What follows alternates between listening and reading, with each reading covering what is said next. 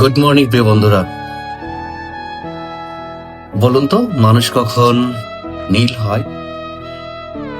মানুষের বর্ণ কখন নীল হয় বলুন তো?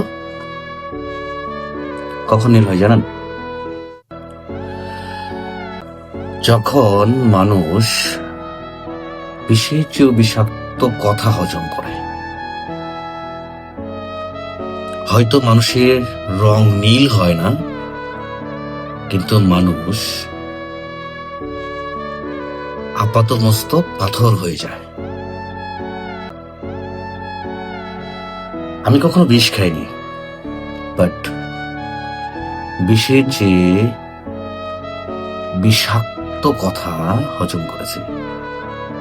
আমি নীল হতে পারিনি, আমি আপাতমস্তক পাথর হয়ে গেছিলাম। তো আবার এমন এমন মানুষের কাছ থেকে, যাদের কাছে আপনার নিজেকে মনে হবে আপনি